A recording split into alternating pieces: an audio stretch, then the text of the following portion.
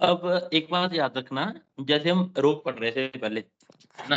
जैसे पांडु रोग, कास रोग, राज्यक्षमा, ये सब व्याधियाँ हैं। तो गृहिणी नाम की कोई बीमारी नहीं है। गृहिणी कोई बीमारी नहीं है। चैप्टर का नाम सेल्फ इंडिकेट्स दैट गृहिणी दोष, मतलब कि गृहिणी में जो दुष्टि होगी उसकी चिकित्सा करेंगे। गृहिणी क्या है फिर? है ना? षष्ठी पित्तधरा कला को गृहिणी कहते हैं। षष्ठी पित्तधरा कला को ही गृहिणी कहा जाता है। तो यहाँ पे क्या बता रहे हैं हमारे को कि जो गृहिणी में अगर दुष्टि होगी, ठीक है, गृहिणी में जो दुष्टि होगी उसकी चिकित्सा करेंगे। Therefore they are saying here that गृहिणी दोष चिकित्सा, ठीक है? गृहिणी इटसेल्फ एक रोग नहीं है, जो कि दुष्टि हो रही है षष्ठी पित्तधरा कला की, उसकी चिकित्सा करेंगे हम, ठीक है?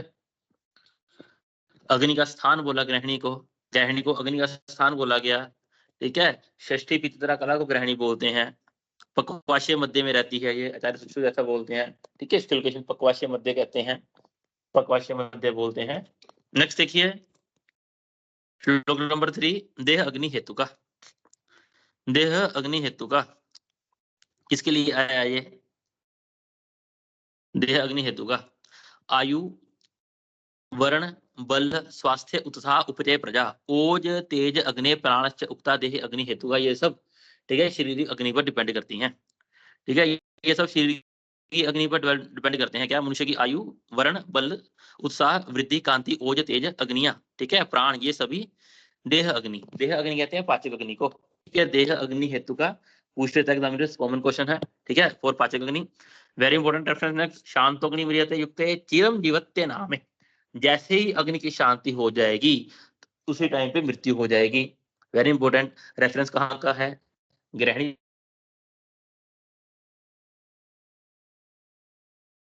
ठीक है? शांतोग्नि म्रियते, गृहिणी की शांति होने पर, अग्नि की शांति होने पर क्या हो रहा है? मृत्यु। शांतोग्नि म्रियते, उसके बाद युक्ते चिरम जीवित नाम है, जब तक अग्नि है शरीर में, ठीक है, तब तक जीवन रहेगा। रोगी स्याद विकृते, और इस अग्नि की विकृति होने पर रोग उत्पन्न होंगे। मूल अग्नि तस्मान युच्यते, और ये जो मूल है, ठीक है, अग्नि को ही मूल बोला गया। इन सबका आयु, वर्ण, बल, स्वास्थ्य, उत्साह, प्रवाह, इन सबका मूल अग्नि को कहा गया। उसके बाद देखिए यहाँ पे 6, 7, 8, अन्नमदान कर्मणा तु प्राणं कोष्ठं प्रकृति तद्द्रव्य भिन्नसे गातम स्नेहेन विदुता गतम।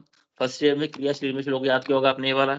समानेन अवधूतो अग्निरुद्रे पवनेन्दु काले भक्तम सम समय प्रचत्र आयुर्विवृते। तो ये क्या कह रहे हैं? अन्नम अदान कर्मणा प्राणम कोष्ठम प्रकर्षति। अदान किसको बोला? अदान का कर्म होता है बाहर निकालना। यहाँ पे अदान का क्या मतलब है? अंदर की ओर लेकर जाना। जो हम खाना खाएंगे जो नीचे की ओर जाएगा, किसका काम है? अन्नम अदान कर्म ना, जो भी हम खाना खाएंगे, ठीक है, उसका अदान कर्म, ठीक है, उसको नीचे की ओर कौन लेके जा रहा है? प्राणम कोष्ठम प्रकर्षति। प्राण वायु ही है जो हम खाना खाते हैं उसको नीचे की ओर लेके जा रही है। याद रखना, अन्न का अदान कर्म करने वाली वायु प्राण वायु। अन्नम अदान कर्मणा तू प्राणम कोष्ठम प्रकर्षति तद्रव्य भिन्न संघातम स्नेहेन, वो हमने अन्न खाया, तद द्रव्य भिन्नम संघातम, उस आहार का भेदन करने वाला, संघात करने वाला, ठीक है, उसमें मृदुता लाने वाला, ठीक है, ये कौन कर रहा है? उसमें सिक्ता लाने वाला कफ का काम होता है। कौन सा कफ होता है? वो कफ होता है क्लेदक कफ। याद रखना, वो कफ रहता है क्लेदक कफ। समानेन अवधूतो अग्नि रुद्रय पवनेन तु, समानेन अवधूतो अग्नि ऊर्ध्य पवनेन तु, ऊर्ध्य मतलब उधर से, ऊर्ध्य मतलब उधर से, ठीक है, ऊर्ध्व मतलब उधर से।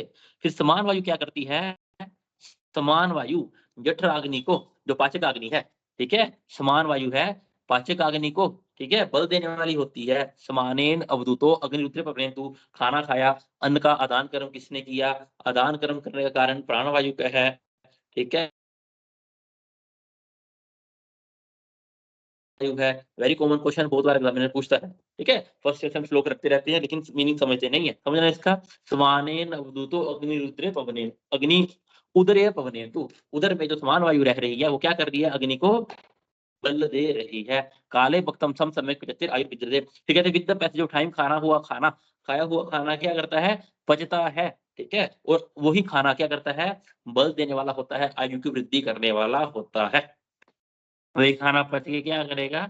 आयु की वृद्धि करने वाला होता है। नेक्स्ट वो क्या कह रहे हैं? एवं रसमाल्य अन्न आमाशय मध्य स्थित पच्यते अग्नि यथा स्थाल्य ओदन अम्बुतंडलम, जिस प्रकार किसी बर्तन में रखे हुए चावल को नीचे अग्नि पचाती है, उसी प्रकार से आहार का पाचन करने वाली होती है हमारी अग्नि। कौन सी अग्नि? पाचक अग्नि। नेक्स्ट देखो, अब यहाँ पे क्या कह रहे हैं हमारे को, अन्नम अदान कर्मणा तू प्राणो पोषण प्रकृति। तो हम 3 प्रकार का विभाग पढ़ते हैं, ठीक है। षड रस युक्त आहार होता है, उसका विभाग 3 प्रकार का होता है, मधुर अवस्था पाक, अम्ल अवस्था पाक, कटु अवस्था पाक, ठीक है। मधुर अवस्था पाक के लिए क्या कह रहे हैं वो, अन्नस्य भुक्तमात्रस्य षड्रसस्य प्रपाकतः मधुरात् प्रातहो भवात् फेनभूत उदीर्यते पचन परं तु पच्यमानस्य विदग्धस्य अम्लभावतः आमाश्यवात् मानस्य पित्तमच्छम् उदीर्यते पक्वाशे तु प्राप्तस्य शोष्यमानस्य वहिनना परिपंडित पक्वस्वायु स्यात् गुरुभावतः। फर्स्ट वन इज फॉर मधुर अवस्था पाक, ठीक है, अम्ल अवस्था पाक, ठीक है। और अगर इसमें कोई डाउट हो तो उसको पूछ लेना, ठीक है। और थर्ड वन इज कटु अवस्था पाक। नंबर देखिए, भूमि आपे अग्नि वायु पंच ऊष्मना स नाभसा। भूमि मतलब पृथ्वी, आग्ने मत आपे मतलब जल, आग्ने मतलब आग्ने, वायु मतलब वायु, और नाभस कहते हैं आकाश को, ठीक है। ये क्या है, 5 प्रकार की अग्नि के बारे में बता रहे हैं। कौन कौन सी अग्नि है, वो कह रहे हैं ये पंचभूत अग्नि की बात कर रहे हैं, 5 प्रकार की भूत अग्नि की बात कर रहे हैं। सबसे पहले किसकी बात करी उन्होंने, जठराग्नि की। सबसे पहले जठराग्नि की बात करी, ठीक है। जठर मतलब जो उदर में रह रही है, पार्थिव अग्नि की बात कर रहे हैं, भूताग्नि की। और भूताग्नि के बाद बात करेंगे धात्वाग्नि की, ठीक है। ये जठराग्नि है, 5 प्रकार की अग्नि है। ये 5 प्रकार का जो भी हम आहार खाते हैं, आहार में आकाश वायु अग्नि जल पृथ्वी 5 महाभूतों के अंश रहेंगे, अपने अपने अंश का पाचन करती है। याद रखना रेफरेंस कहाँ से है, ये सब रेफरेंस इंपॉर्टेंट है, ग्रहणी दृष्टि से आएंगे।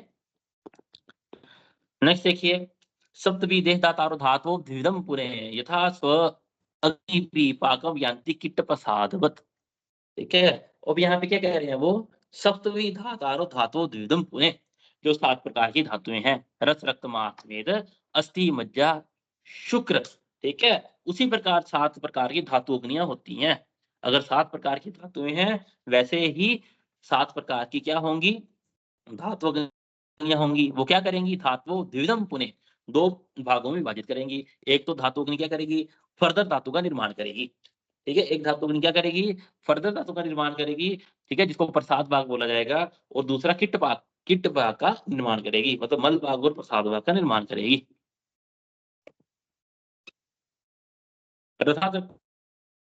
तम ततो मासा में सतो अस्स्य अस्सर मज्जते शुक्र शुक्रादगर प्रजायते। वेरी इंपॉर्टेंट रेफरेंस कहां से है, ग्रहण दृष्टि से। 7 धातुओं का जो वर्णन है, रस रस से रक्त, रक्त से मांस, ऐसे फर्दर धातु का निर्माण होता है। फिर ये धातुओं की उपधातु भी रहती है, इन्हीं धातुओं की उपधातु भी रहेगी। रसात स्तन्य ततो रक्तम अश्री कंड्राशिरा, ठीक है। रसात स्तन्य ततो रक्तम अश्री कंड्राशिरा। वो कह रहे हैं रस धातु की उपधातु क्या है, रस धातु की उपधातु स्तन्य है, तत्तो रक्तम अश्रिक, और तोर अश्रिक है। अश्रिक कहते हैं किसको, आर्थक को, ठीक है। रक्त के ऐसा दिखने वाला अश्रिक है। नेक्स्ट वन इज द कंडराशिरा। कंडराशिरा इज द उपधातु ऑफ रक्त धातु। कंडरा एंड शिरा उपधातु ऑफ रक्त धातु। मासाद वसा 2006। मास धातु की उपधातु है वसा और शेष रचाएं। मेद से स्नायु संभव, और मेद धातु की उपधातु है स्नायु। बाकी धातुएं बची हमारे पास अस्थि मज्जा शुक्र, उनकी कोई उपधातु नहीं बताई जा रही। चलो अब इतना याद रखना, ठीक है। पहले बेसिक संहिता को क्लियर रखो, जब हम शानुदा संहिता करेंगे, ठीक है, तो तब देखेंगे आचार्य शानु ने सभी की धातुएं बताई हैं, उपधातुएं बताई हैं। नेक्स्ट देखिए, अब धातुओं के मल भी हैं, ठीक है, धातुओं के मल भी होंगे, धातुएं हैं तो। अब याद रखना, रस धातु का मल क्या है, कफ। रस धातु का मल कफ, रक्त धातु का मल पित्त। किट्टम अन्नस्य विन्मूत्रम। अन्न का मल क्या है, अन्न जो भी हम सेवन करेंगे उसके 2 मल होंगे। एक तो मल भाग, जिसको किटर बोलते हैं, ठीक है। किट्टम अन्नस्य विन्मूत्रम, मल मूत्र, ठीक है। मल और मूत्र जो भी आहार सेवन करेंगे उससे बनेंगे। फिर अब धातु के मल के बारे में बताएंगे। रसस्य तु कफो, रस धातु का मल क्या है, कफ, मतलब जो कफ है शरीर में वो रस धातु का मल है। फिर कह रहे हैं असित पित्तम। असित पित्तम जो रक्त धातु है उसका मल क्या है, पित्त। मासस्य ख मला, मास धातु का मल क्या है, ख मला। ख मतलब खाली स्थान, ख मतलब खाली स्थान, जो खाली स्थान में रहने वाला मल है वो मास धातु का मल रहेगा। खाली स्थान में रहने वाला मास धातु का मल रहेगा। फिर देखो मल स्वेदस्तु मेद, मेद धातु का मल है स्वेद, मेद धातु का मल क्या रहेगा स्वेद। स्यात् किट्टम केश लोम अस्थनो, स्यात् किट्टम केश लोम अस्थनो, अस्थि धातु का किट कमल, अस्थि धातु का मल रहेगा क्या केश और लोम, केश और अस्थि धातु का मल केश और लोम। नेक्स्ट देखिए मज्जा, मज्जा धातु का मल क्या है स्नेहो अक्षिविट्ट त्वचा, मज्जा धातु का मल रहेगा अक्षिविट्ट, अक्षिविट्ट। और जो त्वचा का स्नेह है वो। फिर कह रहे हैं प्रसादे किटे धातु नाम पाकादेव छिंदत परस्पर उपसंस्थाम धातु स्नेह परंपरा। अब यहाँ पे कोई डाउट लग रहा है मेरे को।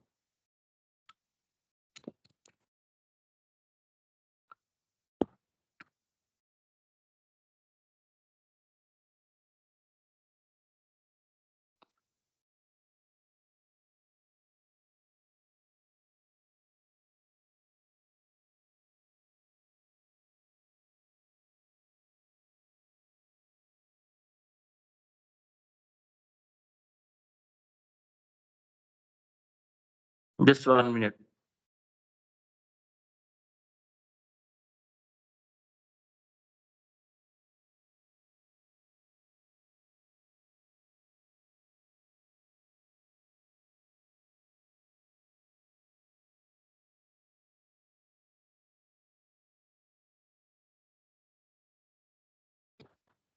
ठीक है, तो यहाँ पे आ गया। अब यहाँ पे शुक्र धातु का कोई मल नहीं बताया, ठीक है। रस रक्त मांस अस्थि में क्या पढ़ा हमने, रस धातु का मल कफ, रक्त का पित्त, मांस धातु का ख मल, ख मल खाली स्थान का मल। मेद धातु का मल क्या है, मेद धातु का मल, मेद धातु का मल है स्वेद, ठीक है। मेद का मल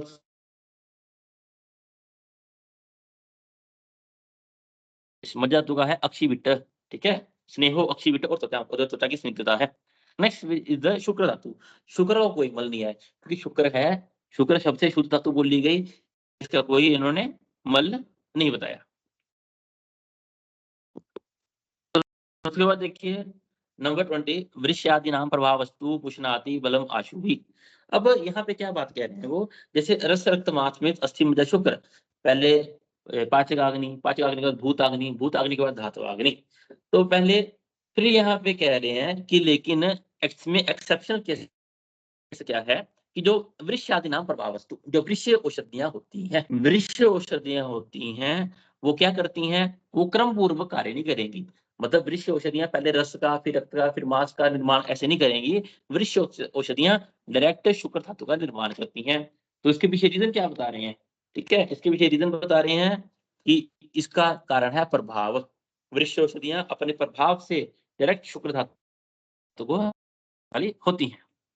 वृष्यादिनाम प्रभावस्तु पुष्णाति बलम आशुवी, वृक्ष औषधियां बलम आशुवी, बलम मतलब एनर्जी, आशु मतलब इमीडिएटली, वृक्ष औषधियां इमीडिएटली बल देने वाली होती हैं। इसका कारण क्या है प्रभाव से।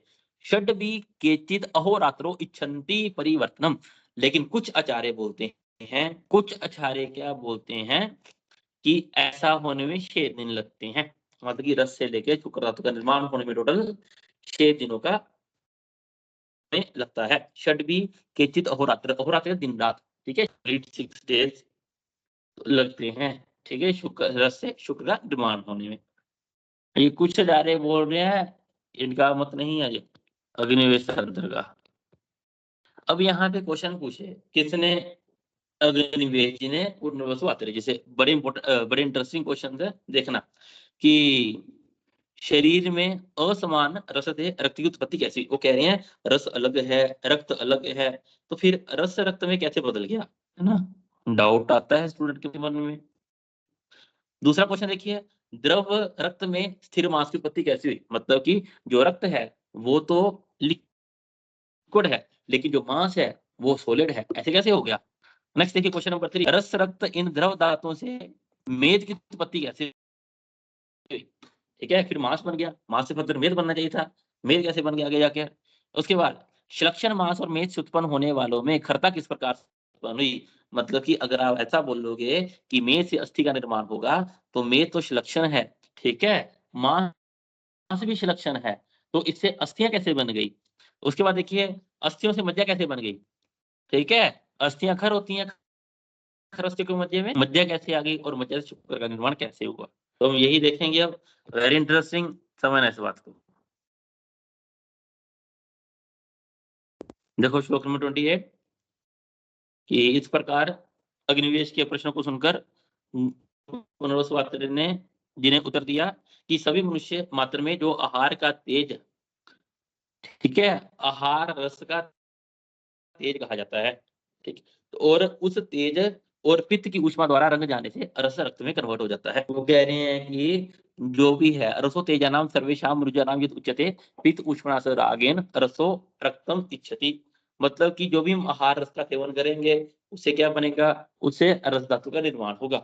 रस धातु में, ठीक है, तेज और पित्त की ऊष्मा के कारण रस धातु के ऊपर क्या कार्य करेगा, पित्त ऊष्मा, पित्त की ऊष्मा कार्य करेगी, ठीक है, जिससे क्या होगा, जो रस होगा और तो रागेन, उसी रस का राग रंजन होगा, रस धातु का राग रंजन होगा और तो उसके ऊपर पित्त की ऊष्मा कार्य करेगी, जिससे जो रस होगा वो रक्त में कन्वर्ट होगा। याद रखना, पित्त ऊष्मा स रागेन, दो चीजें, एक तो पित्त की ऊष्मा कार्य करेगी, दूसरा उसका राग रंजन होगा, राग होगा किसका, रस धातु का, जिससे क्या होगा, रस रक्त में कन्वर्ट हो जाएगा। अब आ गया रस भी लिक्विड, रक्त भी लिक्विड, लेकिन मास कैसे बन गया, ठीक है, उसके लिए देखो क्या कह रहे हैं चारे हमारे को, मास कैसे बन रहा है, वायु अंबु तेज साम रक्त ऊष्मा च अभिसंयुक्तम, वायु अंबु तेज साम, वो कह रहे हैं वायु, अंबु मतलब जल, तेज साम, तेज किसका, ठीक है, तेज, तेज कहते हैं अग्नि को, तेज की ऊष्मा, ठीक है, वायु अंबु तेज था रक्त ऊष्मा च अभिसंयुक्ता, याद रखना क्या कह रहे हैं, वायु अग्नि जल, ठीक है, वायु अग्नि जल और इसके साथ क्या कार्य करेगा, रक्त की ऊष्मा, ये चारों एक साथ काम करके क्या करते हैं, वो जो रक्त होगा उसको च अभिसंयुक्ताम, उसको संगठित करके स्थिरताम प्राप्य मासम, जो रक्त होगा उसको मास में कन्वर्ट कर देंगे। याद रखना, जो रस बना, रस से रक्त बना, उसके ऊपर क्या चीजें आएंगी, वायु अंबु तेजसाम रक्त ऊष्मा, एक तो रक्त की ऊष्मा रहेगी ही रहेगी और क्या रहेगा, वायु अंबु अंबु और तेज, वायु अंबु तेज, ये तीनों चीजें, वायु अंबु तेज मतलब क्या आ गया, वायु मतलब वायु, अंबु मतलब जल और अग्नि, और इसके साथ रक्त की ऊष्मा, ये क्या करती हैं, जो रक्त है उसको मांस धातु में बदल दे, वेरी याद रखना।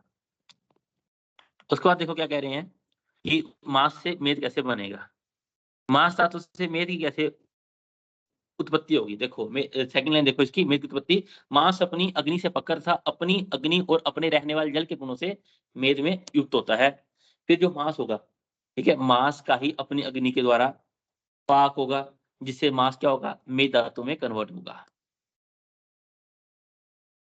देखिए क्या कह रहे हैं, मासम स्यात् स्व ऊष्मणा पक्वम एव तत् स्व तेज अंबु गुण स्यात् अतिरिक्तम मेदो अपि जायते, मास धातु अपनी अग्नि से ही क्या होगा, उसका पाक होगा, फिर जो मास होगा किसमें कन्वर्ट हो जाएगा, मेद धातु में।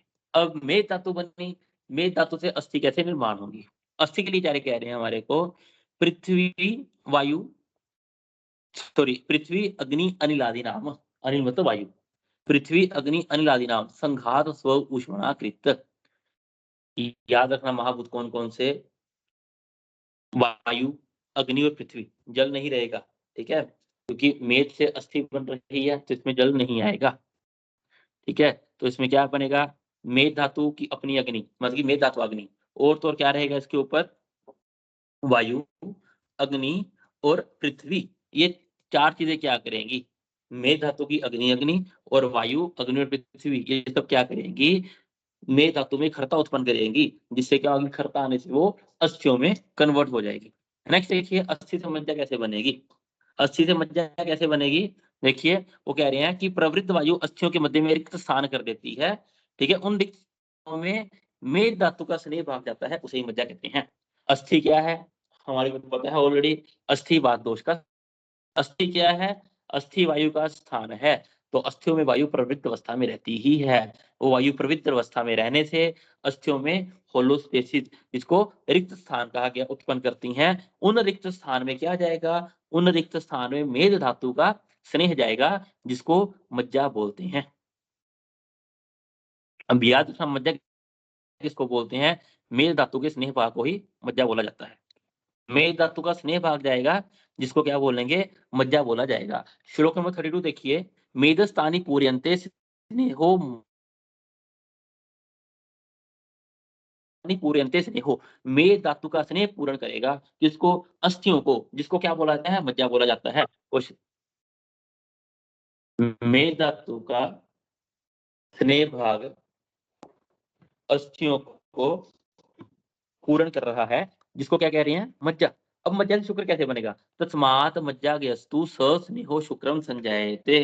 ठीक है, अब मज्जा से शुक्र का निर्माण कैसे हो रहा है, आचार्य हमारे को उसको लिए क्या कह रहे हैं कि मज्जा बन गई। ठीक है, वो जो मज्जा है अपनी अग्नि के द्वारा पाक होगा।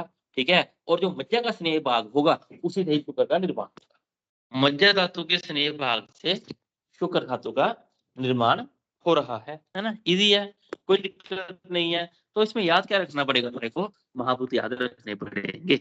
याद रखना कि रस के रक्त कैसे बना, रक्त से मांस कैसे बन रहा है, इसके लिए मैंने पढ़ा वायु, अग्नि और तेज और रक्त की ऊष्मा, ये क्या करती हैं कि रक्त को मांस में कन्वर्ट करती हैं। नेक्स्ट क्या आया फिर, मांस से मेद धातु कैसे बनी, मांस से मेद धातु कैसे बनी, मांस अपनी ही अग्नि से पककर, ठीक है, क्या होता है, मेद में कन्वर्ट होता है। मेद से अस्थि कैसे बनी, है ना, मेद से अस्थियों की उत्पत्ति हुई, अस्थि कैसे उत्पन्न बनी, मेद धातु के साथ साथ तीन महाभूत बताए, वायु महाभूत, अग्नि महाभूत, पृथ्वी महाभूत, ये क्या करेंगे, उसमें खरता उत्पन्न करेंगे जिससे अस्थि आएगी। अब अस्थियों में मज्जा कैसे आई, अस्थि, अस्थि में होलो स्पेस रहता है क्योंकि अस्थि वात दोष का स्थान है। ठीक है, तो मेद धातु का स्नेह भाग अस्थियों के अंदर प्रवेश करे, इसको क्या कहते हैं, इसको मज्जा बोला जाता है। और मज्जा से शुक्र कैसे बनेगा, मज्जा शुक्र के लिए कहते हैं, मज्जा अपनी ही अग्नि से परिपक्व होकर, ठीक है, जो मज्जा का स्नेह भाग होता है उसी को शुक्र निर्माण बोलते हैं, शुक्र कहा जाता है। अब नेक्स्ट क्वेश्चन क्या था कि वायु की अस्थि के अंदर छिद्र कैसे उत्पन्न हो गए, उसके लिए कह रहे हैं वायु और आकाश आदि पंच महाभूत भागों के द्वारा अस्थियों में छिद्र उत्पन्न होते हैं। ठीक है, फिर कह रहे हैं इन्हीं छिद्रों के द्वारा शुक्र का स्राव होता रहता है।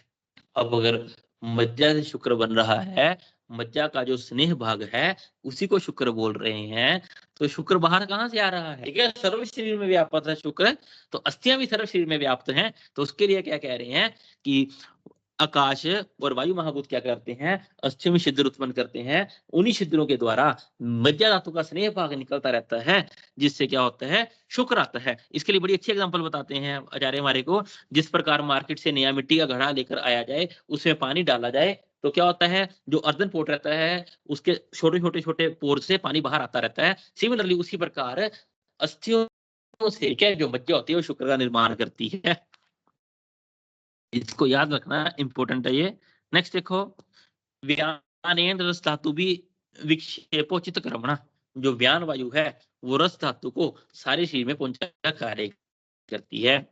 व्यान वायु रस धातु को सर्व शरीर में पहुंचाने का कार्य करने वाली होती है। ठीक है, नेक्स्ट देखो,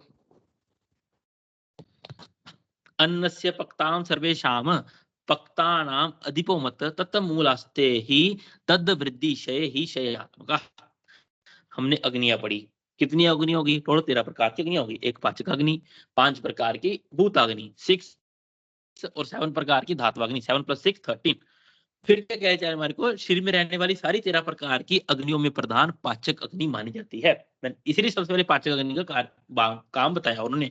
यदि पाचक अग्नि है वो क्या करेगी, पाचक अग्नि भूताग्नि को बल देने वाली होती है। जो भूताग्नि होगी, ठीक है, वो क्या करेगी, जो 7 प्रकार की धातु अग्नियां हैं उनको बल देने वाली होगी। यदि पाचक अग्नि ही मंद हो गई तो भूताग्नि को भी बल नहीं मिलेगा, भूताग्नि को बल नहीं मिला तो फर्दर जाके जो धातु अग्नियां हैं उनमें भी नहीं हो पाएगा। इसलिए कह रहे हैं अन्नस्य पक्ता सर्वेषाम, पक्ता नाम अधिपो मत, पक्ता नाम मतलब जो पाचक अग्नि है वही अधिप है, वही श्रेष्ठ बता रहे हैं। तत् मूलास्ते ही, और जो पाचक अग्नि ही मूल है, और यही क्या है, तद वृद्धि शेष वृद्धि शयात्मका, यही क्षय वृद्धि का कारण है। ठीक है, यही है जो क्षय वृद्धि का कारण है। अब ग्रहण की दृष्टि कैसे होगी, ग्रहण की दृष्टि, यो ही भुक्ते विधि त्वक्त्या ग्रहणी दोष जान गदान, वो कह रहे हैं यो ही भुक्ते विधि त्वक्त्या, जो आहार सेवन करने की विधि बताई गई उस प्रकार से आहार का सेवन नहीं करता है। ठीक है। स लोले लपते शीघ्रम, बहुत लालच करता है। ठीक है, भूख नहीं है तो भी जबरदस्ती खा लेता है, रोड साइड पे जा रहा है मोमोज देख के, है ना, एक्स वाई जेड, मतलब जो भी खाते हैं लालच से खाते हैं, जबरदस्ती खाते हैं, कम ज्यादा खाते हैं लालच से। शीघ्रम वक्ष्यन्ते परम तूते, उनकी गृहिणी में बड़ी ही जल्दी विकृति उत्पन्न हो जाती है। गृहिणी क्या है? कला है, षष्ठी कला है, पितृतरा कला है, ये क्या है? ठीक है, क्या निदान है गृहिणी तुष्टि का? यो ही भुक्ते विधि त्वक्त्या गृहिणी दोषजान गदान स लोले लप्ते शीघ्रम, जो बड़ी जल्दी लालच से खाना खा लेते हैं। अब देखिए गृहिणी का निदान और डिटेल में बता रही हैं। ठीक है, पहले वन वर्ड में बता दिए, अब और बताएंगे। अभोजनाद, अजीर्णाद, अति भोजनाद, विषम अशनाद। वेरी इंपॉर्टेंट, किसका निदान है इतना सा याद रखना। अब कॉलेज जाते हो, क्लास के लिए लेट हो, पहला लेक्चर मिस हो जाए चलेगा, लेकिन ब्रेकफास्ट कभी स्किप मत किया। बार बार सबको बोलता हूँ मैं, अभोजनाद, खाना नहीं खाना। ठीक है, अभोजनाद, अजीर्णाद, इंडाइजेशन हो रखा है फिर भी खाना खा रहे हैं। अति भोजनाद, जितनी भूख उससे ज्यादा खा रहे हैं। विषम अशनाद, विषम मात्रा में खाना खाना। विषम का मतलब क्या है? पहला खाना खाता नहीं। ठीक है, या फिर एक बार खा लिया और खाना, मतलब सभी अवस्थाएं विषम भोजन के अंतर्गत आएंगी। तो याद रखना, ये ग्रहणी का निदान है। असातम्य गुरु शीत अति रुक्ष संतुष्ट भोजनाथ विरेक वमन स्नेह विभ्रमाद व्याधिकर्षणात्। वेरी इंपॉर्टेंट, ये क्वेश्चन आया था एक बार। विरेचन वमन स्नेह विभ्रम, मतलब ये स्नेह व्यापद, विरेचन व्यापद, वमन व्यापद, या फिर व्याधिकर्षणात्, किसी डिजीज के कारण बहुत ज्यादा वीकनेस आ जाने के कारण। देश काल ऋतु वैषम्यात वेगानाम च विदारणात्। वेरी इंपॉर्टेंट, वेगों को धारण करने से, वेगानाम च विदारणात्। दुष्ट अग्नि अदुष्टो अन्नम नात पचती लघु अपि, अग्नि की दृष्टि हो जाने के कारण। ठीक है, सदुष्टम अन्नम, इन सबसे होता क्या है? अग्नि की दृष्टि होती है। और तो और क्या होता है? सदुष्टो अन्नम ना तत्त पचती लघु अपि, और तो और लघु आहार खाया हुआ भी नहीं पचता है। अपच्यमानम सुख तत्व यत् अन्नम विश्वरूपताम। ये सब क्या है ग्रहणी, इसका विधान याद रखना। अभोजनाद, अजीर्णाद, अति भोजनाद, विषमशनाद। सूत्र सांस चैप्टर में 25 जब हमने पढ़ा, उसमें ग्रहण के लिए क्या कहा गया था? अजीर्ण अदेशन ग्रहणी दूषा नाम। अगर ग्रहणी दृष्टि के लिए कोई श्रेष्ठ बोला जाएगा, उसमें बोला था अजीर्ण अदेशन ग्रहणी दूषा नाम। ठीक है, ग्रहणी दूषा नाम के लिए बोला था अजीर्ण अदेशन, अगर आपको याद हो। लक्षण क्या मिलेंगे हम ग्रहणी में? लक्षण क्या रहेंगे? तस्य लिंगम अजीर्ण से विष्टम्भ सदन। ठीक है, विष्टम्भ होगा, खाए हुए हार का विष्टम्भ होना। सदन, शीर्षो रुक मूर्छा ब्रह्म पृष्ठ कटिग्रह। अब नंबर थर्ड देखिए आप, श्लोक नंबर 47। जन्यति अमल पित्तम च पित्तजान च अपरान गदान। अमल पित्त उत्पन्न होने वाला होता है। ठीक है, जन्यति अमल पित्तम च, और तो और क्या? पित्त रोग उत्पन्न करने वाला होता है। कब होगा ये सब? यदि ये इसमें ग्रहणी दृष्टि में यदि पित्त दोष का संश्लिष्ट रहेगा, यदि ग्रहणी दृष्टि में पित्त दोष का संश्लिष्ट रहेगा, मतलब ग्रहणी दृष्टि हो रखी है, उसके साथ पित्त दोष का अनुबंध है, तो होगा क्या? ये सब होगा, अमल पित्त होगा और पित्तज विकार उत्पन्न होंगे। Very easy. ठीक है, इसके नीचे देखना आप, यक्ष्मा पीनस मेह आदि नाम कफजान कफ संगतम। यदि ग्रहणी दृष्टि में कफ दोष का अनुबंध रहा, ये पूछता एग्जामिनर, क्योंकि समझ पित्त वाला समझ आता है, पित्त दोष का अनुबंध है तो अमल पित्त हो रहा है। यदि ग्रहणी दृष्टि में कफ दोष का अनुबंध रहा तो क्या होगा? यक्ष्मा पीनस मेह आदि, यक्ष्मा पीनस मेह। ठीक है, याद रखना, यक्ष्मा पीनस में ये उत्पन्न होता है। करोति बात संश्लिष्टम बात जान गदान बहु। यदि बात दोष का संश्लिष्ट रहा तो बात के रोग उत्पन्न होंगे। मूत्र रोगान मूत्रस्तम कुक्षी रोगान शकृत गतम। रस आदि भी संश्लिष्टम कुर्याद रोगान रसादिना। तो इतना सा याद रखना। ठीक है, इम्पोर्टेंट कफ वाला, यदि कफ का अनुबंध रहा तो क्या रहेगा इसमें? मेह, यक्ष्मा, pins.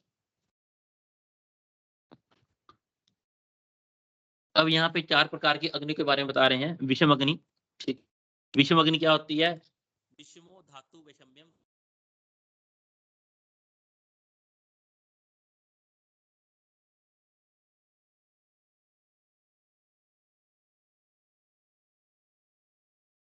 Hello, am I audible? Yes, sir. Okay.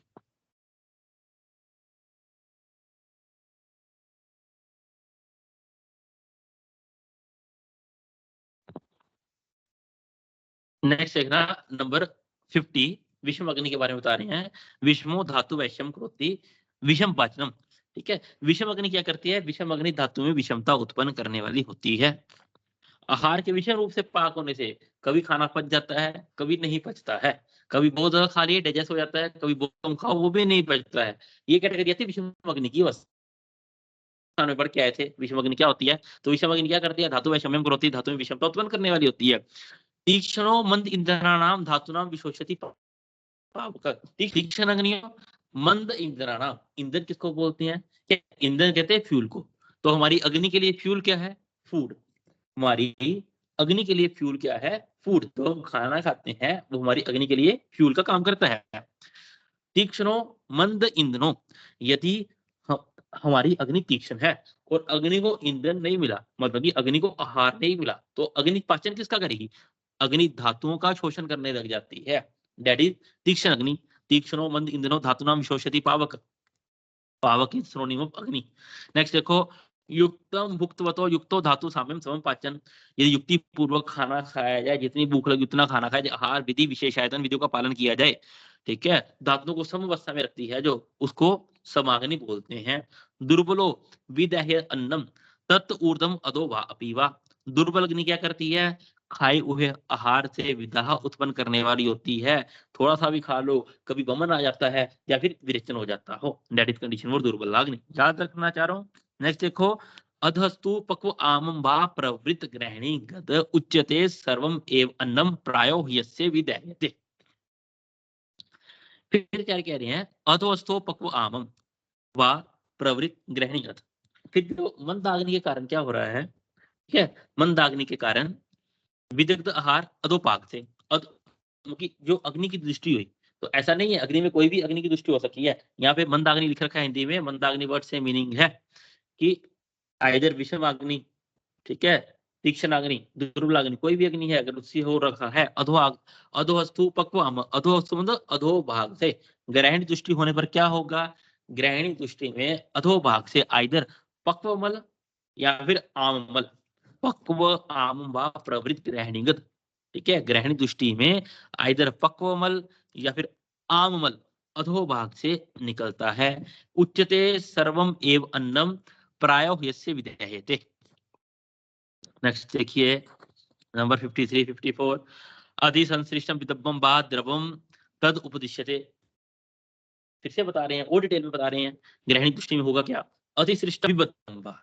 अतिसृष्ट मतलब क्या है? बहुत ज्यादा लिक्विड। विबद्ध मतलब बना हुआ, बहुत लिक्विड या बना हुआ। अतिसृष्टम विबद्धम वा द्रवम तद उपदिश्यते, ऐसा मल निकलता है।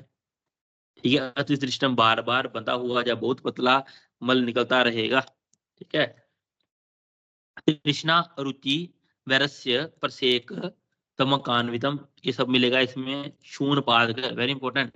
ठीक है, शून कहते हैं शोध को, पाद मतलब पाँव, कर मतलब हाथ, हाथ पाँव में सोजन होना। स अस्थि परम रुक छर्दन ज्वर लोह आम गंध तिक्त अमल उद्गार अस्य जायते। लोह गंध, आम गंध, तिक्त अमल डकार आते हैं। तिक्त रस के, अम्ल रस के डकार आते हैं। और स्मेल कैसी आती है उनमें से? लोह गंध, आम गंध। ग्रहणी के पूर्व रूप देखिए, वेरी इंपॉर्टेंट। पूर्व तु तस्य इदम तृष्णा आलस्य बलक्षय। वेरी कॉमन क्वेश्चन, तृष्णा आलस्य बलक्षय किसका पूर्व? ग्रहणी का, तृष्णा आलस्य बलक्षय। नेक्स्ट देखिए, विदाहो अन्नस्य पाकम चिरात कायस्य गौरवम। विदाहो अन्नस्य, खाना खाने पर विदाह उत्पन्न होता है। पाकस्य चिरात, खा लिया है देर से बचता है। विदाहो अन्नस्य पाकस्य चिरात कायस्य गौरवम, और शरीर में भारीपन रहता है। कब? ग्रहणी का पूर्व रूप है ये। अग्नि, अब ग्रहणी के बारे में बता रहे हैं। ग्रहणी है अग्नि अधिष्ठमान अन्नस्य ग्रहणाद ग्रहणी मता। ठीक है, जो अग्नि का आश्रय स्थान है, अग्नि अधिष्ठान, यहाँ पे अग्नि रहती है, अग्नि का आश्रय स्थान है। ग्रहणाद ग्रहणी मता, और जो हम अन्न खाते हैं, अन्न का ग्रहण करती है, उसी को ही ग्रहणी बोला जाता है। खाए हुए अन्न को ग्रहण करेगी उसी को ही ग्रहणी बोला जाएगा। ग्रहणी रोग 4 प्रकार की होती है, ठीक है, हिंदी में गलत लिखा, 5 प्रकार की, 4 ही प्रकार की रहती है ग्रहणी। वातज, पित्तज, कफज, सन्निपातज। ग्रहणी 4 प्रकार की, वात, पित्त, कफ, सन्निपातज। अब वात्य ग्रहणी के कारण निदान लक्षण देखिए, संप्राप्ति देखिए। कारण निदान सारे वातवर्धक निदान रहेंगे, कटुतिक्त, कषाय, रूक्ष, शीतल भोजन। अब तो याद हो गया होगा कि बातें निदान कौन से रहते हैं, पित्त कौन से रहते हैं, कफज कौन से रहते हैं, है ना। परमित, तशन, अति, अद्व, वेग निग्रहण, मैथुने, क्रोधी, कुपितो, मंदाग्नि। इन सब कारण से क्या होता है, अग्नि मंद पड़ के वायु प्रकुपित होगा। लक्षण क्या होंगे देखना, नंबर 60। तस्य अन्नम पचते दुखम, शुक्त पाकम खर अंगता। जो खाया हुआ आहार है बड़ी देर से पचता है। शुक्त पाकम खर अंगता, अन्न का शुक्त पाक होता है, ठीक है, याद रखना, खायु आहार का शुक्त पाक होगा। कंठस्य शोफ, कंठ प्रदेश में शोफ होगा। श्रुत तृष्णा तिमिर, कर्णस्वन, वेरी इंपॉर्टेंट, कान से आवाजें आना। कर्णस्वन किसका लक्षण है, वातज ग्रहणी का लक्षण है। उसके बाद देखिए, पार्श्व उरुवंशन, ग्रीवा, उरु, अभीक्षणम, विसूचिका, और विसूचिका होता है। और विसूचिका भी मिलता है वातज ग्रहणी में। नेक्स्ट देखिए, गृद्धि सर्वरसानाम च मनस सदनम तथा। गृद्धि सर्वरसानाम क्या मतलब इसका, गृद्धि सर्वरसानाम कि मन करता है सारे रस खाए जाएं। मनसम सदनम तथा, और मन में अच्छा नहीं लगता है, ठीक है, मानसिक सदन रहता है। गृद्धि सर्व रसानाम, ठीक है, सारे रस खाने का मन करता है लेकिन मन से खुश नहीं रहता, ठीक है। नेक्स्ट देखिए, जीर्णे जीरति च आत्मान। जीर्णे जीरति च आत्मान, ते स्वास्थ्यम उपैति च। जीर्णे जीरति, जब खाना पच जाता है तो आत्मान होता है, भुगते स्वास्थ्य उपैति च, और जब पेशेंट खाना खाता है तो उसको लाभ मिलता है, ठीक है, खाना खाने पर लाभ मिलता है। वेरी इंपॉर्टेंट लक्षण किसका है, वातज ग्रहणी का। जीर्णे जीरति च आत्मान, भुगते स्वास्थ्यम उपैति च। स वात गुलम हरिद्रोग प्लीहा शंकी। अगर हमारे पास पेशेंट आया ये सब सिम्टम बताता है तो वैद्य को किस किस में डाउट हो सकता है, डिफरेंशियल डायग्नोस किसके साथ बनेगा इसका, वातज गुलम, हृदरोग और प्लीहा उदर, ठीक है। 8 प्रकार के उदर रोग पड़े, प्लीहा उदर, याद रखना। वातज ग्रहणी में शंका किस किस की, वातज ग्रहणी में शंका रहेगी, वातगुलम की, प्लीहा उदर की और हृदय रोग की। वातगुलम, प्लीहा और उदर, याद रखना, वातगुलम, प्लीहा और उदर।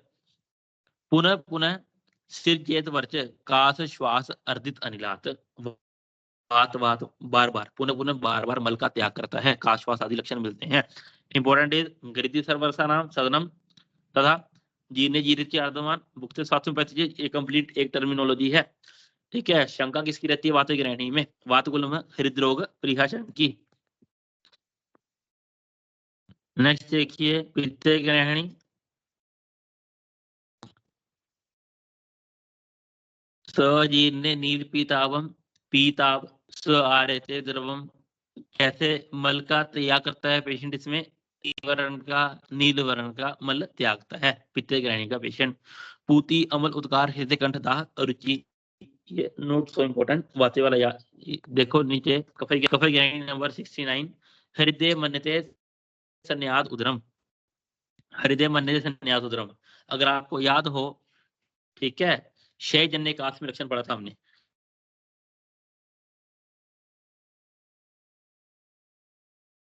उन्हें सांस च्युतो रखा है, शेष काश का लक्षण रहता है हृदय मन्यते च्युतम। यहाँ पे क्या है, हृदय मन्यते सत्यान उदरम। इसका क्या मतलब है, ऐसा लगता है हृदय अपने साइड से बढ़ रखा है, ठीक है, हृदय बढ़ रखा है और उदर प्रदेश तक जा रखा है, ठीक है, हृदय बढ़ रखा है, ऐसा लगता है कि इसमें कफत ग्रहणी में, याद रखना। उसके नीचे देखिए नंबर 70, अकृशस्य अपि दौर्बल्य आलस्य च कफदात्मके। अकृशस्य अपि, क्या है, कृश मतलब पतला,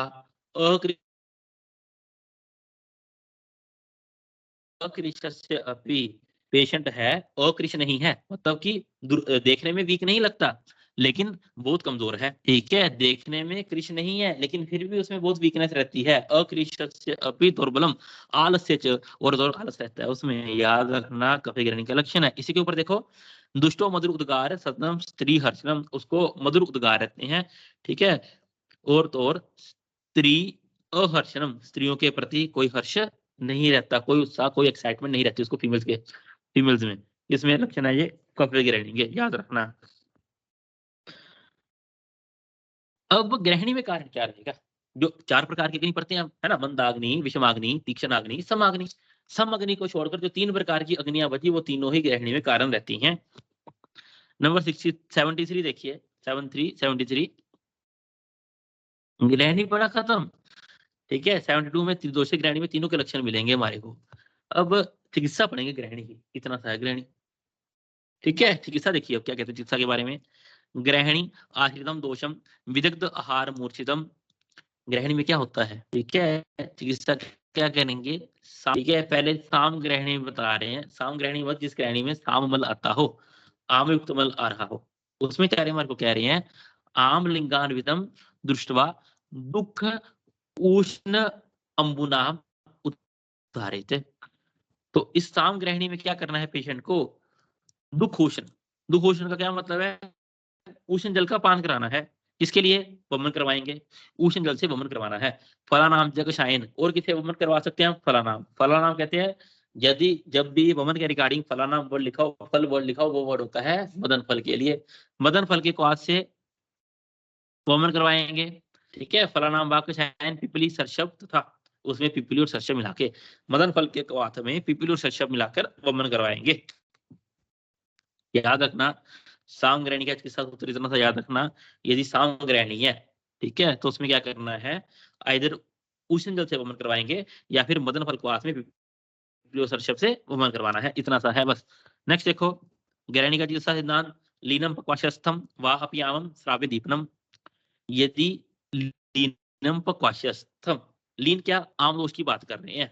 यदि आम दोष है, पक्वाशय में लीन हो रखा है, ठीक है, आम दोष पक्वाशय में पड़ा हुआ है, निकलता ही नहीं है। ठीक है, लीनम पक्वाशयस्तम वा अपयामम, यदि आम पक्वाशय में पड़ा हुआ है तो क्या कर सकते हैं हम? वमन तो करवा नहीं सकते उस कंडीशन के लिए हम, है ना। वमन, पक्वाशय की चिकित्सा वमन नहीं है, तो उसके लिए क्या करना पड़ेगा हमारे को? दीपन कर्म करना पड़ना है। तो क्या कह रहे हैं? श्राव्यम, ठीक है, दीपन कर्म करेंगे। ठीक है, और श्राव्यम का मतलब क्या है यहाँ पे? श्राव्यम का मतलब है विरेचन, क्योंकि पक्वाशय में दोष हो तो उसकी चिकित्सा विरेचन ही रहती है। पहले दीपन कर्म करेंगे, ठीक है, और दीपन कर्म के बाद दीपन औषधियों का प्रयोग करके विरेचन कर, याद रखना। ठीक है, यदि ग्रहणी में आम लक्षण मिले, ठीक है, तो आम ग्रहणी में क्या करना है हमने? आम ग्रहणी में साम ग्रहणी का चिकित्सा सूत्र, वमन कर्म करवाएंगे आइदर उष्ण अंबु से या फिर मदन फल सरशब पिपली के क्वाथ से। फिर कह रहे हैं यदि आम पक्वाशय में स्थित हो रखा है, उस कंडीशन में क्या करेंगे? श्राव्यम दीपन है। श्राव्यम का मतलब क्या है? श्रावण मतलब विरेचन करेंगे और दीपन कर्म करेंगे। शरीर अनुगते सामे रसे लंघन पाचनम, यदि सर्व शरीर में आम दोष डाल रखा है ग्रहणी में, यदि सर्व शरीर में आम फैला हुआ है, स आम, सामे मतलब सहित आम, दो वर्ड बने, स आम मतलब साम, यदि सर्व शरीर में आम जा रखा है, उस कंडीशन में लंघन पाचन करना है। इजी है, वेरी वेरी इजी। ठीक है, सर्व शरीर में आम है, लंघन पाचन। ठीक है, यदि पक्वाशय में आम लीन हो रखा है, दीपन औषधि का प्रयोग करेंगे और विरेचन कर्म करेंगे। ठीक है, यदि आम लक्षण आते हैं, ऐसा कुछ स्पेसिफिक नहीं बताया कहां पर है, ठीक है, तो वमन करवाएंगे, वेरी इजी। नेक्स्ट देखिए, पंचकोलादि पिया, वात्य ग्रहणी की चिकित्सा बता रहे हैं फिर से। वात्य ग्रहणी की चिकित्सा, दीपनी सर्पी, वात्य ग्रहणी में दीपनी घृतों का प्रयोग करेंगे। देखिए 78, 3 दिन तक दीपनी 3 दिन तक घृतपान करेंगे। ठीक है, उसके बाद वातगन तैलों का प्रयोग कर निरूबस्ती का प्रयोग करेंगे। वातनाश शामक तेलों के द्वारा निरूबस्ती का प्रयोग करेंगे। चिकित्सा सूत्र 1 नंबर का रहेगा इसका, वात्य ग्रहणी का, मैंने पूछता है, दीपनी सर्पी दीपनी घृत का प्रयोग करेंगे।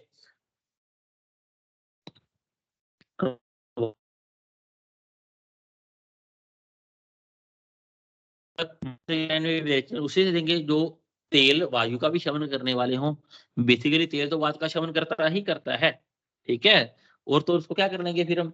ऐसी औषधियों से सिद्ध कर लेंगे, या फिर तेल ही ऐसा हो जो वात का शमन करने वाला हो, श्रेष्ठ हो, तो उसके लिए कह रहे तत्व इरंड तेल सर्पिशाम तिलवकेन, आइदर इरंड तेल का प्रयोग करेंगे, सर्पिशाम तिलवकेन या फिर तिलवक घृत का प्रयोग करेंगे।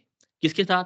सक्षारेन अनिले, एरंड तेल का प्रयोग करेंगे क्षार मिलाकर, या फिर तिलवक घृत का प्रयोग करेंगे क्षार मिलाकर। ठीक है, क्या करेंगे इसके द्वारा? इनके द्वारा विवेचन कर्म करेंगे। एरंड तेल भी विवेचन कर्म करता है, तिलवक घृत भी, ठीक है, तिलवक सर्प भी विवेचन कर्म करता है। ठीक है, एरंड तेल को क्षार के साथ, तिल तेल को क्षार के साथ प्रयोग करेंगे वातज ग्रहणी में। नेक्स्ट देखिए दशमूलाधिकृत। दशमूलाधिकृत श्लोक नंबर 85 देखिए, इसमें 7 प्रकार के लवण पड़ते हैं। ठीक है, 7 प्रकार के लवण पड़ते हैं इसमें, दशमूलाधिकृत में 7 लवण पड़ते हैं। और तो और याद रखना, इसमें 2 क्षार पड़ती हैं, सज्जीय क्षार और यवक क्षार। सज्जीय क्षार, यवक क्षार, 7 लवण है, 2 क्षार हैं। इसके दशमूल तो पड़ेगा ही पड़ेगा, और षडूषण भी पड़ता है। दशमूल में क्या आता है हमारे पास? बिल्व, अग्निपवन, शोनक, पाटला, गंबारी, बृहति, कंटकारी, शालपर्णी, परिश्मरणी, गोक्षुर। पहले 5 द्रव्य वृहत पंचमूल के, लास्ट 5 द्रव्य लघु पंचमूल के। ठीक है, 2 क्षार हैं, कौन कौन सी इसमें? सज्जिक क्षार, यवक क्षार। एग्जामिनर पूछ लेता है दशमूलाधिकृत में कौन कौन सी क्षार है, कितनी क्षार है? 7 लवण है। रूष्णाधिकृत, नेक्स्ट देखिए इति पंचमूलाधिकृत चूर्णम। यहाँ जो पंचमूलाधिकृत है इसमें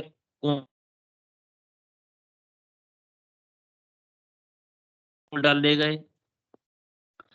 94 नंबर देखिए, पता कैसे लगेगा जो रोगी को मल त्याग कर रहा है वो आमल है या पक्व मल है? पहले तो रेफरेंस याद रखना, आमल पक्व मल का रेफरेंस कहाँ पे आया? आमल पक्व मल का रेफरेंस ग्रहणी दोष चिकित्सा में आया। ठीक है, कच्चा अमल गुरु होने के कारण पानी में डालने पर डूब जाता है। जो आमल होगा वो पानी में डूब जाएगा, यदि पक्व मल होगा वो पानी के ऊपर तैरता है। ये इन्होंने परीक्षा बताई आमल पक्व मल की। नेक्स्ट देखिए इति चित्रक आदि गुटिका। ठीक है, चित्रक आदि वटी बड़ी टेस्टी लगती है खाने में भी, तो कहाँ पे है उसका वर्णन? ग्रहणी दोष चिकित्सा में, इति चित्रक आदि गुटिका या चित्रक आदि वटी ग्रहणी में। तो नंबर 97 देखना क्या कह रहे हैं। गुटिका मातुलंगस्य दाढ़ीमस्य रसेनवा कृत्वा पाच्यति आमम दीप्ति आशुच अनलम। चित्रकादि वटी की स्पेशलिटी है विपाच्यति आमम, आम का पाचन कर देती है। चित्रकादि वटी की स्पेशलिटी क्या है? कि विपाच्यति आमम, आम का पाचन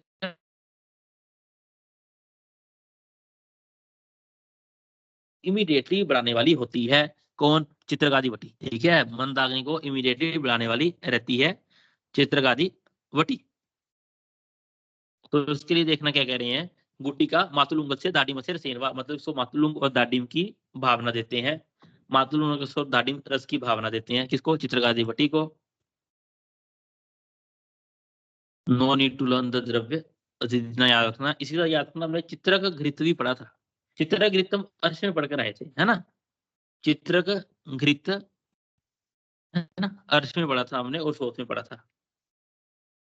नेक्स्ट देखिए,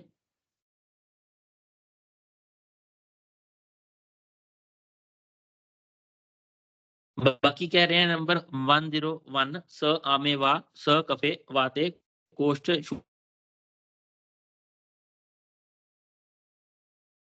ग्रहणी में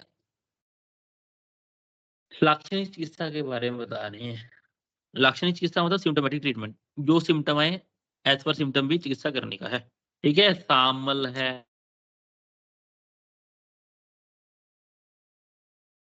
तो इन सब चीजों को ध्यान कर रखते हुए कलिंग, हिंगू, अतिविषा, वचा, स्वचल अभ्या। नो नीड टू लर्न, बस इतना याद रखना है कि लाक्षणिक चिकित्सा का वर्णन भी ग्रहणी में मिलता है। पिप्पलियाई चूर्ण, अभ्याय चूर्ण, नो नीड टू लर्न। देखो जितने भी योग हैं, पहले आपका काम क्या है, जो भी इति वाले योग रहते हैं, जैसे इति मरीच आदि चूर्णम, ठीक है, ये तो याद ही रखने हैं।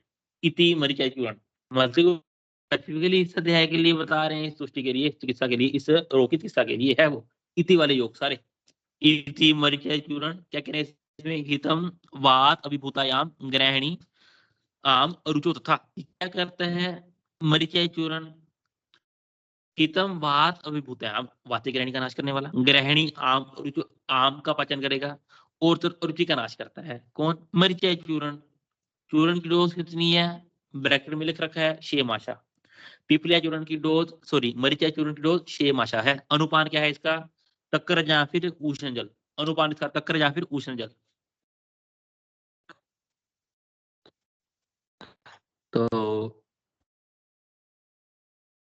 अब तक्कर के बारे में बताओ। अनुपानित का तक्कर है तो वाय तक्कर, तक्कर की फिर से इंपॉर्टेंस आ गई।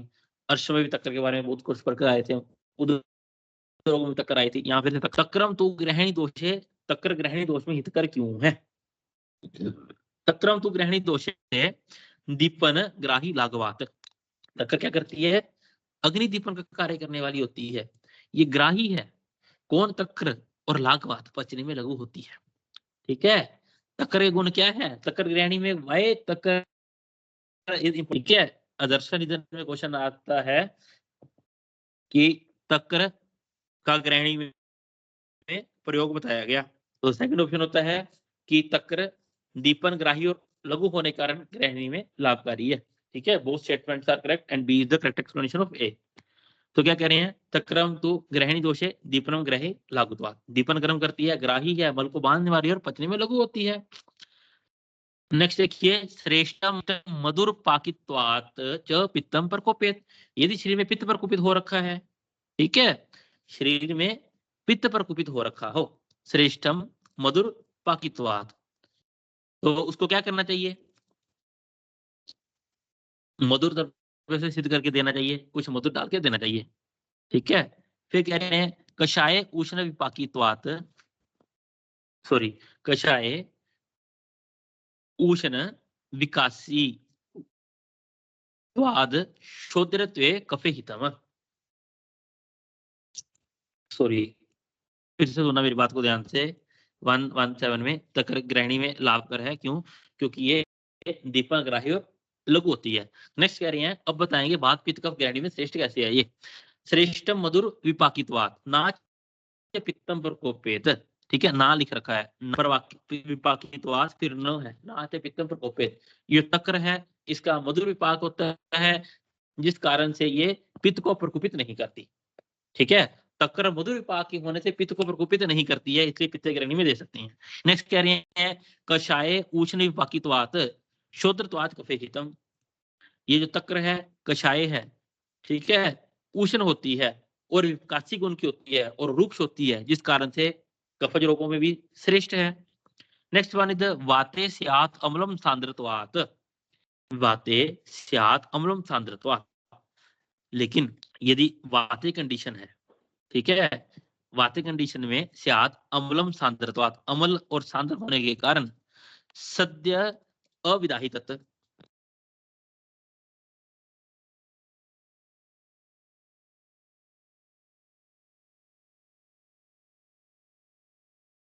वाते कंडीशन में, ठीक है, वो क्या कह रहे हैं, इसका मधुर विपाक है, अम्ल होने के कारण और सांद्र होने के कारण वायु को भी बढ़ाती नहीं है। तो इसमें दोष तीनों तीनों याद रखना। आचार्य हमारे को क्या कहते हैं, पित्त में तक्र श्रेष्ठ क्यों है? क्योंकि इसका विपाक मधुर रहता है। पित्त में तक्र इसलिए श्रेष्ठ है क्योंकि इसका मधुर विपाक रहता है। नेक्स्ट वन इज द कफ में क्यों श्रेष्ठ है? कषाय उष्ण विकासी और रुक्ष होने के कारण कफ में हितकर रहती है। और वाते कंडीशन में क्यों हितकर रहेगी? ये वाते कंडीशन में अमल सांद्रत्वात्, मधुर रस की वाते स्वादु अमल और सांद्र, मधुर रस की रहने के कारण, अमल खट्टी होने के कारण और सांद्र होने के कारण वातज में भी विकारों में भी हितकर रहती है। तस्मात् तर प्रयोगे ये जठरा नाम तथा अर्श साम, ये जठरा नाम, जठर मतलब उदर विकारों में और अर्श रोगों में तक्कर का प्रयोग करना चाहिए। याद रखना तीनों कंडीशन, ठीक है, लिख लेना चाहिए साइड पे। तक्कर है श्रेष्ठ ग्रहणी में क्योंकि दीपन ग्राही लघु है, मधुर विपाक होने से पित्त को प्रकोपित नहीं करता, कषाय उष्ण विकासी और रुक्ष होने से कफ को प्रकोपित नहीं करता, और मधुर अमर और सांद्र होने से वायु को प्रकोप नहीं करता है, वातावरण में भी हित कर रहती है। नेक्स्ट देखिए,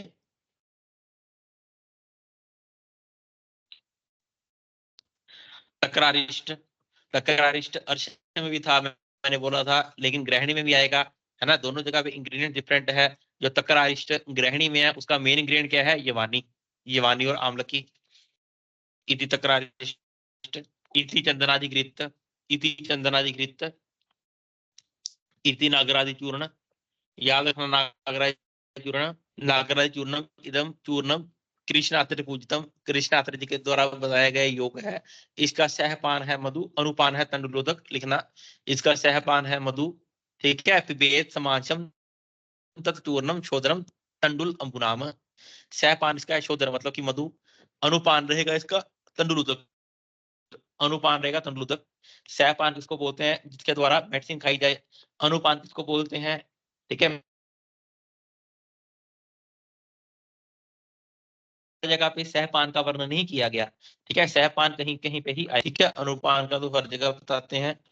सहपान इसका मधु है, अनुपान इसका तंडुलोदक है। नेक्स्ट देखिए बूनिम बाल चूर्णम, बूनिम बाल चूर्णम गुड़ शीत अंबुनाम पीतम, ठीक है। इसको किसके साथ पीना है, गुड़ के पानी के साथ, ठीक है। गुड़ शीत ठंडा पानी गुड़ वाला उसका सेवन करेंगे। गुड़ शीत अंबुनाम पीतम। किरातिकता चूर्ण, इति किरातिकता चूर्ण 139 तत्चूर्ण मधुनाम लेहम पेयम मध्य जलेन वा। इस चूर्ण का अनुपान क्या है, मधु मतलब शोद्र, अनुपान क्या है इसका मधु, सॉरी सहपान है इसका मधु। तत्चूर्ण मधुनाम लेहम, मधु के साथ चाटना इस चूर्ण को, सहपान, ठीक है। पेयम, ये चूर्ण खाने के बाद चाटने के बाद क्या करेंगे हम, पेयम पीनी है क्या, मध्य और जल का सेवन करना है, याद रखना। इस चूर्ण का सहपान है शोद्र, अनुपान रहेगा मध्य और जल। किरातिकता चूर्ण का अनुपान रहेगा मध्य और जल। किरातिकता अधिकवात ज्वर में दिया हमने, किरातिकता चूर्ण ग्रहणी में दे रहे हैं। सहपान इसका शोद्र, अनुपान इसका मध्य और जल। इति मधु का सब, इति मधु का सब, इति दुराल भाषव, इति मूल का सब, एश मूल आसव सिद्धो दीपनो रक्त पित्तजित, ये जो मूल आसव है, ठीक है। और क्या क्या करने वाला है, अग्नि दीपन तो करता ही है और रक्त पित्त का विनाश करने वाला होता है। याद रखना किसके लिए है, एश मूल आसव सिद्धो दीपनो रक्त पित्तजित। पिंड आसव वेरी इंपॉर्टेंट, पिंड आसव, पिंड आसव प्रास्तिकम पिपली पिष्टवा गुड़ मध्य विहितकम। तो इसके लिए क्या कह रहे हैं, पिंड आसव के लिए जा रहे हैं हमारे को, तस्मात् फलम सुजात तत्त सलिल अंजलि संयुक्तम, ठीक है। इस पिंडासव की डोज क्या रहेगी, इस सासव को एक पल से लेके एक अंजलि जल में घोलकर भोजन के बाद सेवन करें। तस्मात् फलम, फल मतलब एक पल, सुजात तू सलिल अंजलि संयुक्तम, ठीक है। इस आसव को एक पल से लेकर एक अंजलि, ठीक है। ये जो पिंडासव है इसको डाइल्यूट करके पीना है। तो क्या कह रहे हैं इसको, इसको एक पल से एक अंजलि पानी में घोलकर पिए। पिंडासव के लिए कह रहे हैं, पिंडासव ही रोगानाम विनाशनम, वेरी कॉमन क्वेश्चन, कौन सा है, ठीक है। ही रोगानाम विनाशनम पिंडासव को बोला गया। रोगानाम मतलब बहुत सारे व्याधियों के समूह को एक साथ नाश करने वाला होता है ये पिंडासव। उसके बाद देखिए मध्वारिष्ट, मध्वारिष्ट मंद संदीप्य अग्नि करोति विषम सम। मध्वारिष्ट की स्पेशलिटी क्या है, मंद अग्नि को दीप्त करता है और क्रोति विषम सम, विषम अग्नि को समअवस्था में लेकर आता है। कौन, मध्वारिष्ट। मध्वारिष्ट मंद अग्नि को दीपन करता है और विषम अग्नि को सम करता है। कौन है वो, मध्वारिष्ट। इति क्षारगृत 172, इति क्षारगृत, इति क्षार गुटिका, इति क्षार गुटिका कृष्णाचार्य जी के द्वारा बताया गया योग है ये। इति क्षार गुटिका, क्षार गुटिका हमने शोथ में दी थी, गुड़िया को शोथ हो गया, क्षार गुटिका शोथ में, क्षारवटी उदरोग में दी, क्षारवटी उदरोग में, और क्षार गुटिका ग्रहणी में, है ना। मैं तो बोलूंगा मेरे पूछ लेता है ऐसे, क्षार गुटिका शोथ में, क्षारवटी उदरोग में, क्षारवटी उदरोग में, और क्षार गुटिका ग्रहणी में।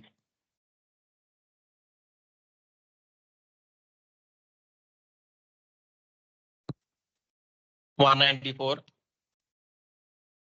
त्रिदोषे विधि,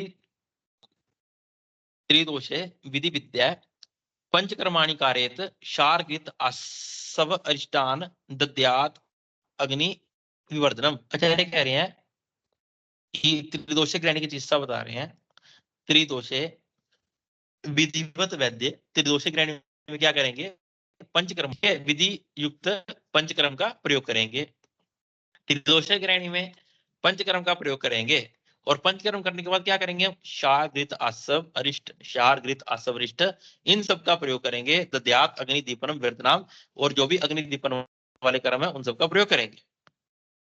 नेक्स्ट देखिए, क्रियाम च अनिलादिनाम निर्दिष्टा ग्रहणी प्रति व्यत्यास्ताम समता व कुर्यात् विशेषित ग्रहणी चिकित्सा में, ठीक है, व्यत्यास करने को बोल रहे हैं, मतलब कि चेंज करके ट्रीटमेंट करना है।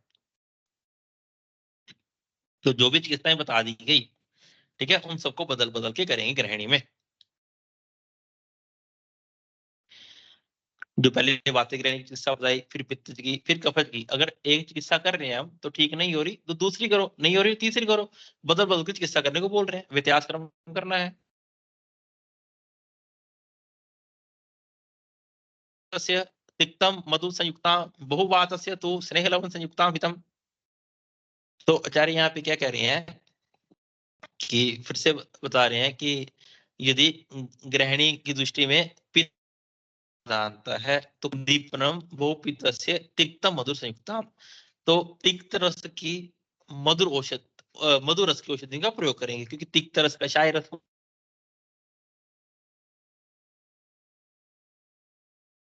वायु की प्रधानता है। स्नेह लवण अमल संयुक्तामितम, तो उस कंडीशन में अमल लवण और औषधियों का प्रयोग करेंगे। दुष्टि तथा वहनीर एशाम विधिवत ईंधने, और जो भी कार्य अग्नि को तीव्र करने वाले होते हैं उन सब का प्रयोग करेंगे। स्नेहम ए परम विद्या दुर्बल अनदीपनम, वेरी इंपॉर्टेंट रेफरेंस कहां पे आया? ग्रहणी दोष चिकित्सा में वो कह रहे हैं स्नेहम ए परम विद्या दुर्बल अनदीपनम, कि दुर्बल अग्नि को तीव्र करने के लिए स्नेह से बढ़िया कोई भी चीज नहीं है। यहाँ पे स्नेह का मतलब घृत से है, ठीक है, यहाँ पे स्नेह मतलब घृत। दुर्बल अग्नि को तीव्र करने के लिए स्नेह से बढ़कर कोई भी चीज नहीं है। आपने देखा होगा अगर हवन में कभी बैठे हो तो यज्ञ में क्या करते हैं कि हल्का हल्का थोड़ा थोड़ा घृत डालते रहते हैं, ठीक है, तो उससे क्या होता है? अग्नि तीव्र होती रहती है। एक साथ सारा घृत डाल दिया जाए तो क्या होता है? अग्नि शांत हो जाएगी, इसलिए हल्का हल्का घृत डालते हैं। इसलिए कह रहे हैं कि अग्नि को दीप्त करने के लिए स्नेह से बढ़कर कोई दूसरी की चीज नहीं है। इसको रीड कर लेना 207207208 को।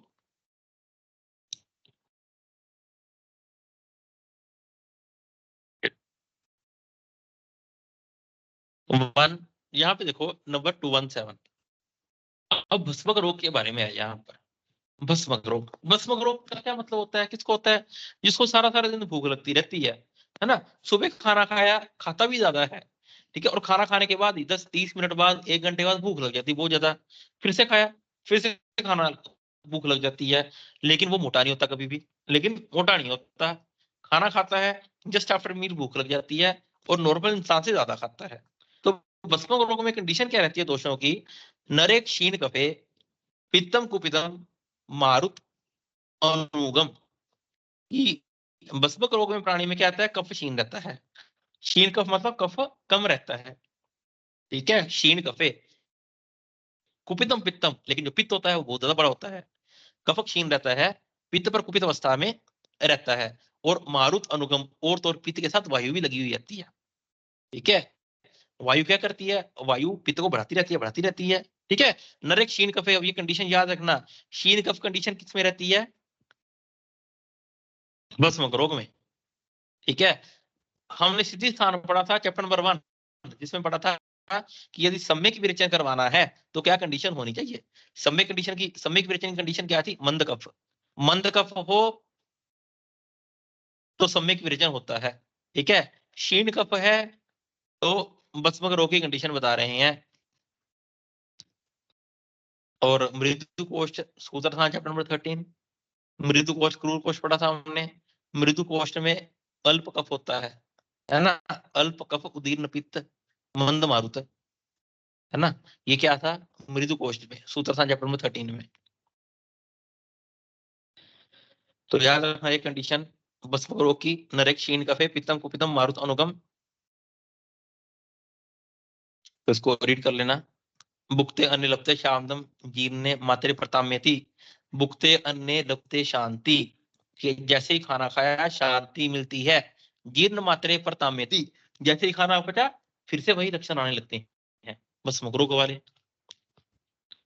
तो चिकित्सा क्या करेंगे भस्मक रोग में? डेफिनेटली पेशेंट को ऐसा आहार देना है, गुरु हो जो, है ना, जिसको पचने में अधिक समय लगता हो, हैवी टू डाइजेस्ट हो, क्योंकि उसकी अग्नि तीव्र है, सब पचा देगी, तो ऐसा आहार खाने को दो। कहते हैं गुरु स्निग्ध शीत मधुर विज्जल, गुरु आहार दो, स्निग्ध आहार दो, शीतल हो, मधुर हो, विज्जल हो। विज्जल तो समझो पिच्चल, ठीक है। अन्न पाने यार शांति दीप्तम अग्नि विभूपि मुहुर मुहुर जीर्णे अपि। तो गुरु आहार देने से, जीर्ण विज्जल आहार देने से क्या होगा? खाना धीरे धीरे पचेगा, ठीक है ना। तो इसका प्रयोग करेंगे। याद रखना, गुरु स्निग्ध शीतल मधुर विज्जल आहार का प्रयोग करना है। नेक्स्ट देखिए, ऐसा आहार कौन कौन सा आता है? पायस, ठीक है। पायस को बोलते हैं मिल्क एंड मिल्क प्रोडक्ट, सारे सारे डेयरी प्रोडक्ट्स आ जाएंगे। पौष्टिकम गुड़ व्याकृतम, गुड़ व्याकृतम सारी की सारी शुगर केन की फॉर्मुलेशन। आनूप उदक पिशित अनूप मास उदक मास, मत्स्यान विशेषतः स्पेशली मास, उसका मत्स्य मास बोल रहे हैं।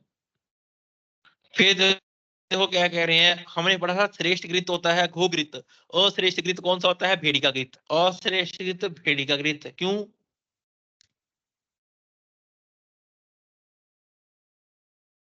अश्रेष्ठ घृत कौन से दोषों पे काम करता था?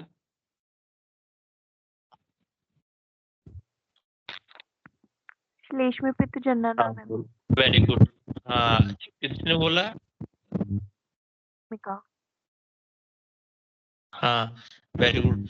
श्लेष्म पित्त जनन नाम, ठीक है। कफ पित्त को प्रकोपित करने वाला, कफ पित्त विकारों को उत्पन्न करने वाला है कौन? भेड़ी घृत, है ना। तो इसमें भेड़ी का घृत देंगे, क्यों? कफ पित्त विकार कहां से उत्पन्न होंगे? भेड़ का घृत खाएगा तो वो पचता रहेगा धीरे धीरे, ठीक है। तो जिस कारण से कफ पित्त अगर प्रकोपित हुआ, वो भी अग्नि इसकी इतनी तीक्ष्ण है कि वो भी नहीं हो पाएगा, कफ पित्त प्रकोपित नहीं हो पाएगा। इसलिए कह रहे हैं भेड़ी घृत का प्रयोग करेंगे। आविकम च वृतम मांस मध्य अत्यग्निनाशनम, ठीक है। भेड़ी की घृत में बनाया हुआ मांस मध्य, जो भी खिलाना युवागु, उन सबको भेड़ी घृत में बनाकर देंगे। गोधूम चूर्ण मंथवा विवित्वा सिरा पवेत, गोधूम मतलब गेहूं के आटे के बनाए हुए पदार्थ देंगे, ठीक है। और वेदित्वा सिरा, वेदित्वा सिरा मतलब सिरा वेदन करना है, सिरा वेद करेंगे। पयो वा शर्करा सर्परी जीवनी औषधितम, जो दुग्ध देना है उसको शर्करा सर्परी जीवनी गण की औषधि से सिद्ध करके। नेक्स्ट कह रहे हैं फला नाम तेल योनि, जो भी फ्रूट्स हैं जिनमें से ऑयल हो, जैसे सारे ड्राई फ्रूट्स में तेल होता ही है, उनका ज्यादा से ज्यादा प्रयोग करना है। स्नेह प्रयोग करेंगे, ठीक है। पैसा समितम च अपि गण त्रि स्नेह युक्तम, दूध देना है उसमें त्रि स्नेह मिलाकर देंगे। त्रि स्नेह होता कोई भी 3 स्नेह मिला दो, घृत तेल वसा आइदर वसा मज्जा तेल, यानी 3 स्नेह मिला के देंगे। ज्यादा स्नेह पिलाना है उसको। नारी क्षीर तथा उदुम्बर का परिपय, नारी स्तन्य संयुक्ता पिबेत उदुम्बरी त्वचम, ठीक है। नारी क्षीर और उदुम्बर त्वचा, उदुम्बर त्वचा किसको बोलते हैं? जो गुलर का पेड़ होता है, ठीक है, उसकी त्वचा को स्त्री दुग्ध के साथ मिक्स करके पिलाएंगे। नेक्स्ट 232, मेद्य श्लेष्म गुरु भोजन। मेद्य भोजन, मेद्य का मतलब वो नहीं जो दिमाग को बढ़ाए, मेदे का मतलब वो है जो शरीर में मेद तत्व को बढ़ाने वाले हों। जो शरीर में मेद तत्व को बढ़ाएंगे वो भी गुरु होंगे, हैवी टू डाइजेस्ट होंगे, इजीली नहीं पचेंगे, इसलिए मेदे अन्न का प्रयोग करेंगे, ठीक है। मेदे अन्न का प्रयोग करना जो शरीर में मेद तत्व को बढ़ाने वाले हो, कफ को बढ़ाने वाले हो, गुरु हो। सर्वम तत्व अग्निहितम भुक्त्वा प्रस्वप्नम दिवा, और जो दिन में सुलाना है वो सारे कार्य कराने जिससे मन तीक्ष्ण अग्नि थोड़ी कम हो सके, ठीक है, कफ को शरीर में बढ़ा सके, दिन में सोना है। और तो देखो 234 में पता कैसे लगेगा कि समाग्नि होगी? अब कफे वृद्धे जिते पित्ते मारुत, शरीर में कफ बढ़ जाए, ठीक है। जो बढ़े हुए पित्त और वायु थे वो शमन हो जाए। च अनल सम, तो उससे क्या पता लगेगा? अग्नि सम हो गई। सम धातु उपजते अनिम पुष्टि आयु बल वृद्धि, और सम अग्नि क्या करती है? धातु को सम अवस्था में रखती है, आहार का शीत पाचन करती है, बल की वृद्धि करती है। पथ्य अपथ्य ही अत्र भुक्तम शमनम मतम। अब यहाँ पे डेफिनेशन बता रहे हैं, समशन किसको बोलते हैं, विषमशन किसको बोलते हैं। पथ्य अपथ्य अहि एकत्र, पथ्य आहार और अपथ्य आहार, पथ्य और अपथ्य दोनों को एक साथ सेवन करना, इसको इस कंडीशन कहते हैं समशन। देखो अशन मतलब खाना, टर्मिनोलॉजी में उसकी डेफिनेशन रहती है, नाम है इसका समशन, सम अशन, ठीक है। तो अशन कहते हैं खाने को, सम मतलब मिला के, पथ्य पथ्य दोनों को खा रहे हैं एक साथ, दैट कंडीशन इज सम अशन। सेकंड वन इज द विषम अशन, विषम अशन मतलब विषम परमाणु में, कभी ज्यादा खा रहे हैं कभी कम खाते हैं, या फिर सुबह खाते ही नहीं है एक साथ, सुबह और दोपहर का खाते हैं, या फिर दिन में खाते ही एक बार है। विषमम बहु व अल्पम, विषम परमाणु में खाना, या कभी खाना कम कभी ज्यादा खाना, दो चपाती की भूख लगी तीन खा ली, तीन की लगी एक ही खा ली, दैट कंडीशन इज विषमशन। नेक्स्ट वन इज द अध्यशन, भुक्तम पूर्वो अन्य शेषेतु पुनर्अध्यशन मतम। अध्यशन, अध्यशन मतलब अद्य मतलब फिर से, अशन मतलब खाना, पहला खाया था पचा ही नहीं, ऊपर से और खा लिया, पहला खाया था वो पचा नहीं, ऊपर से और खा लिया, this condition is called as अध्यशन। त्रीणी एतानि मृत्यु वा घोरान व्याधि सृजंती वा, ये तीन प्रकार की चीजें हैं, समशन, विषमशन, अध्यशन।